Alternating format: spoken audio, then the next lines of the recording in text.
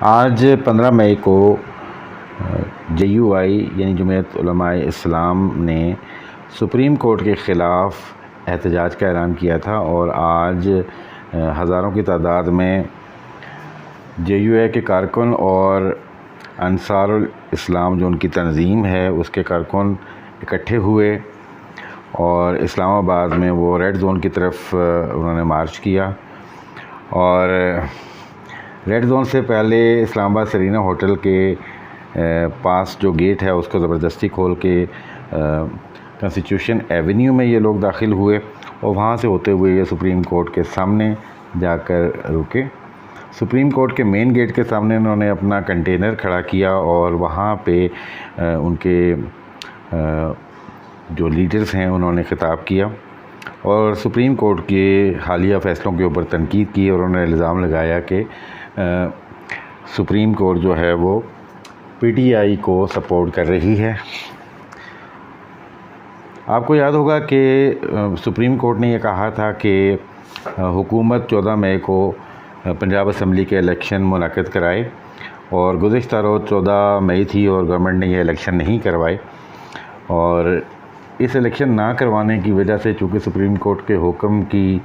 خلاف ورزی ہوئی ہے، تو آج امکان یہ تھا کہ سپریم کورٹ میں جو ہیئرنگ ہونی ہے اس میں گورنمنٹ کے خلاف ایکشن لیا جائے گا، اور ہو سکتا ہے کہ بہت بڑے لیڈرز PDM کے اور مسلم لیگ نون کے وہ شاید نااہلی کا سامنا کریں۔ تو اس لیے یہ پروٹیسٹ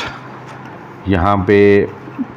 منعقد کیا گیا۔ اسلام آباد میں دفعہ 144 نافذ ہے، اور دفعہ 144 کی موجودگی میں 2 یا 2 سے زیادہ بندوں کا یہاں اکٹھا ہونا منع ہے، تو لیکن اس کے باوجود یہاں ہزاروں کارکن جمع ہوئے، اور یہ سارے رستے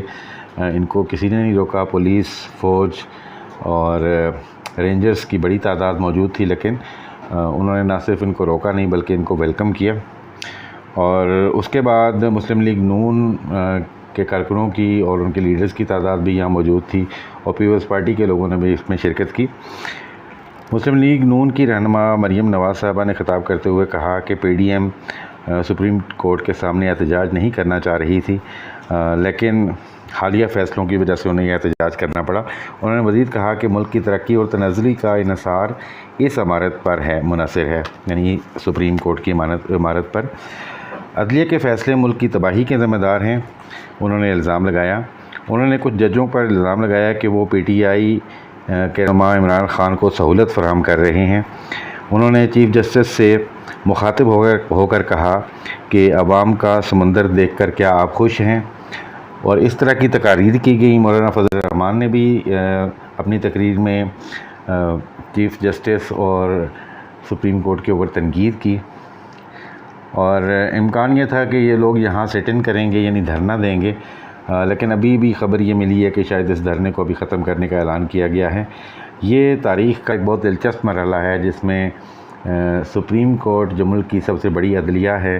اس کے خلاف احتجاج کیا گیا ہے، اور ان کے فیصلوں کے اوپر تنقید کی جا رہی ہے۔ اب چونکہ حکومت بھی PDM کی ہے اور PDM نے ہی یہ احتجاج کیا، بڑی دلچسپ صورتحال رہی، اور ظاہر ہے اس صورت میں ان کو کیسے روکا جا سکتا تھا، اس لیے ان کو روکا بھی نہیں گیا۔ اب یہ دیکھنا ہے کہ سپریم کورٹ اس سلسلے میں کیا کارروائی کرتی ہے، اس احتجاج کے حوالے سے بھی، اور جو 14 مئی کے الیکشنز کی خلاف ورزی ہوئی ہے اس حوالے سے سپریم کورٹ کیا فیصلہ کرتی ہے۔ حاضر ہوتے ہیں اگلی ویڈیو کے ساتھ، انشاءاللہ میں فردر ڈیٹیلز آپ کے ساتھ شیئر کروں گا۔ اللہ نگہبان۔